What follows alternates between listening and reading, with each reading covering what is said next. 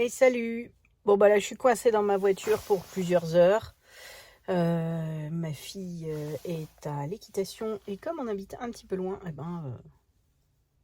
je me balade, je reste dans la voiture, je bouquine et bah là je me suis dit que j'allais filmer mon vlog de la semaine. J'avais envie de parler de la charge mentale due à l'écologie ou plus précisément la réduction des déchets. Alors je sais pas où vous en êtes dans ça. Moi j'ai fait très très fort au début et puis je suis un peu redescendue, mais je vais vous raconter tout ça un peu plus en détail. Ça a commencé en 2016. Ouais, 2016, on va dire en 2016. On a reçu un jour un courrier de la communauté de communes, de la mairie, enfin du service responsable du ramassage des déchets de la commune où on habitait à l'époque, et où on nous expliquait que la taxe d'ordures ménagères allait évoluer. C'était plus entre guillemets un forfait à l'année, mais on allait pucer nos poubelles, une poubelle verte déchets communs et poubelle jaune recyclage, et que on serait facturé au passage. Alors là, je suis montée dans les tours, mais alors en me disant mais c'est hors de question qu'on paye plus cher. Je crois qu'en fait, on avait droit à 13 passages par an. Donc, en gros, un par mois plus un. Et je voyais bien qu'au rythme où on les mettait, où on les remplissait, c'était fort probable qu'on fasse ou qu'on ait besoin de plus de ramassage. Et en fait, ma démarche de réduction de déchets, elle est partie de là à la base. Elle est partie de révolte, de rejet, de devoir payer encore plus, alors que j'étais pas du tout, très peu, si je me souviens bien, sensibilisée à ça. Après, j'avais toujours vu mon père faire le tri, poubelle jaune, machin, les papiers. Au-delà de ça, rien de plus. Alors, j'ai commencé à étudier un petit peu la chose. Je me suis documentée j'ai acheté 2-3 bouquins. C'est à ce moment-là que j'ai mis un compost dans le jardin. Et c'est vrai que ça, mais c'est vrai, c'est sérieusement, ça a vraiment diminué.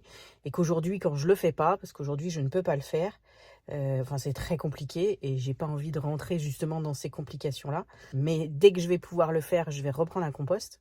Nos poubelles déjà ont sérieusement diminué et c'est surtout qu'à l'époque, on consommait de l'eau en bouteille. Moi qui voyageais beaucoup, qui était beaucoup sur la route et tout ça, c'est vrai que de passer à plus de bouteilles du tout, l'eau du robinet était pas forcément toujours très bonne, donc j'ai cherché pas mal de systèmes. Après notre déménagement, on avait changé de département et j'ai trouvé une boîte qui fait un filtre à eau. Bon là c'est un système de filtration qui est installé par une boîte et sous l'évier. Et en fait il installe un robinet, un mini robinet spécial pour l'eau à boire. Et depuis, franchement ça a changé notre vie. On a eu du mal à s'en passer quand on a redéménagé il y a quelques mois. Et c'est vraiment génial. Et surtout ça ne prend plus du tout bouteille d'eau. On a investi dans des gourdes isothermes. Ça aussi ça coûte un bras. Mais en fait c'est ça. Souvent, la réduction des déchets ou l'écologie, on a beau dire, on a beau entendre que ça coûte pas plus cher, il y a quand même des choses qui sont un peu plus coûteuses. Donc j'ai commencé par ça, par les bouteilles d'eau. Et alors après, j'y suis allée à fond en mode réduction des déchets, réduction des emballages.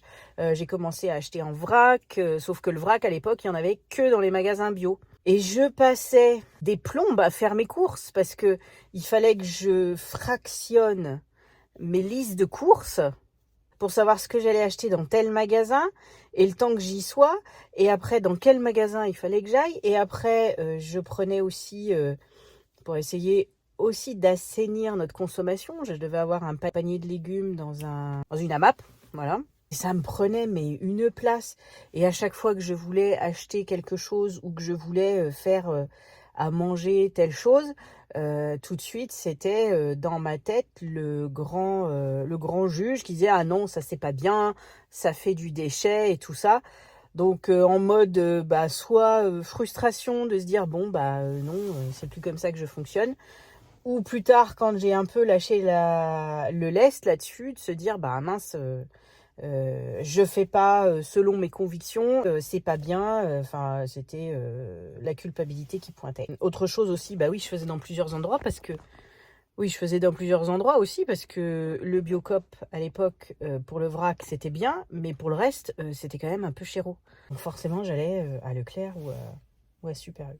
C'est vrai qu'après avec mon boulot, j'étais très souvent sur la route. Il a fallu que je descende pour entre guillemets, des besoins vitaux et de temps disponible. Il a fallu que je descende mes exigences et surtout que j'étais la seule, clairement, à mener ce combat. Mon mari était pas... il suivait, quoi. Même il avait du mal à suivre quand j'essayais de lui expliquer le tri, quand j'essayais de lui expliquer, bah non, ça va pas là, ça se met à tel endroit et fais attention, et lit les étiquettes. Bon, je vous avoue que c'est un peu toujours pareil, hein. Maintenant que le tri poubelle jaune a changé, je crois que je suis la seule à faire vraiment attention sur les emballages plastiques qui ne vont plus dans la poubelle. Bon, bref, franchement, j'ai lâché du lest parce que c'est une... Et c'est là qu'on en arrive au lien avec la charge mentale. C'est une charge mentale que je ne veux plus m'imposer. Donc je disais, quand j'ai bossé et que j'étais sur la route ou pas chez moi pendant 3-4 jours par semaine, c'est vrai que j'ai un peu levé le pied, mais avec toujours cette culpabilité de ne pas faire assez bien.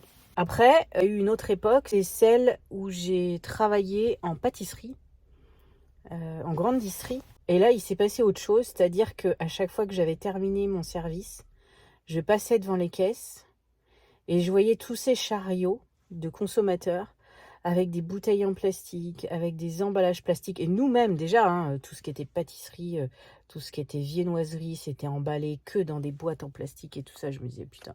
Et régulièrement, je me disais, ok, bon, allez, vas-y, te prends pas la tête, parce que de toute façon, c'est pas toi qui pourras tout changer. Mais on n'est pas sorti de l'auberge. Quotidiennement, le plastique qui était utilisé et puis jeté. Si je m'attardais à réfléchir à ça, mais c'est à se tirer une balle, quoi. Enfin, je veux dire, c'est pas possible. On se dit, bon, bah moi, j'achète pas de bouteilles en plastique pour le bien de notre terre. Et là, quand je vois tout ce qui est utilisé, gâché, gaspillé, jeté, mais à quoi ça sert, quoi? Ou alors, en mode désespéré, on s'en sortira jamais. Et dans quel monde j'ai mis au monde ma fille? Enfin, bref. Alors, le truc aujourd'hui, moi, qui m'agace profondément, mais les gens du marketing sont très très forts, c'est dans le hall de certaines grandes surfaces, les machines à broyer les bouteilles en plastique pour, je crois que j'ai vu, récupérer 1 centime par bouteille broyée. Et les gens qui viennent avec leur grand sac, où il y a je ne sais combien de bouteilles en plastique qui passent déjà une plombe à attendre que celui de devant est terminé, puis eux après, les mecs du marketing sont très forts parce qu'ils réussissent à faire aux gens pour une somme modique. Ils réussissent à faire le boulot aux gens plutôt que dans les usines de récupération de plastique. Et le consommateur, c'est bien parce qu'il a l'impression de faire un geste pour l'environnement. Donc, ça leur donne bonne conscience. Voilà. Et ben moi, ça me gonfle, hein. Alors, c'est facile de juger, je sais, mais c'est humain, donc je m'autorise ça. Et honnêtement, depuis, je continue à être... alors, certes, je n'achète plus de bouteilles en plastique les fois où j'en achète une parce que c'est vraiment pour du dépannage, mais j'en suis malade. La bouteille en plastique, vraiment, c'est un truc que je ne peux plus. Mais il n'y a pas de bonne solution, hein, parce que les bouteilles en verre, oui, c'est recyclable, mais ça consomme une énergie folle à recycler le verre. Donc, il n'y a pas... De toute façon, avec notre société de consommation, il n'y a pas de bonne solution. Donc, j'ai décidé que je ne me taperais pas dessus sur ce que je ne faisais pas, même si j'avais des convictions peut-être ou des idées ou des ambitions plus hautes, plus approfondies, et que je ferais à la mesure de mes moyens financiers, temporels et de disponibilité au moment, à l'instant T. Quand je peux, je fais.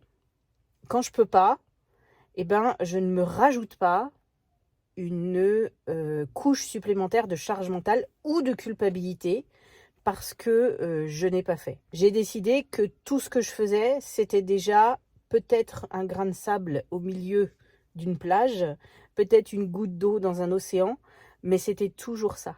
Et en tout cas, j'essaye d'éduquer ma fille dans ce sens-là. J'essaye d'éduquer ma famille aussi. Truc tout con, qui a été compliqué, mais même ma mère, et j'en revenais pas, ma mère s'y est mise. Nous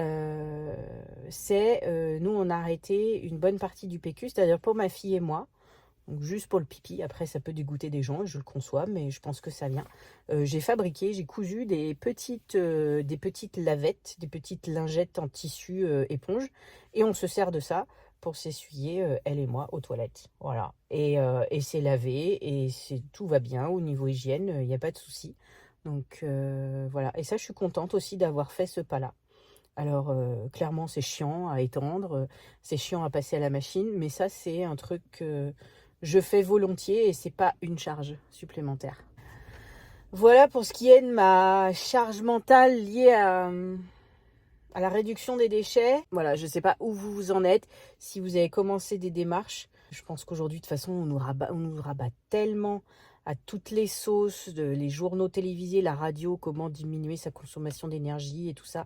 Bon, je trouve qu'on parle un peu moins du plastique, mais ça vient, on voit des choses changer, mais ça passe par des petits gestes, par exemple, de ramener le sac du pain chez le boulanger pour pas repartir à chaque fois avec un sac en plastique ou même la pochette de la baguette. Ça reste du papier, ça reste des arbres coupés, ça reste du déchet après. Oui, c'est recyclable, mais je crois que je sais plus ce que c'est la phrase. Le meilleur déchet, c'est celui qu'on ne produit pas. Voilà, je trouve que c'est un bon mot de la fin. Si vous voulez continuer à écouter ce que j'ai à vous raconter, ben, abonnez-vous, abonne-toi, like la vidéo et puis bah, à très vite.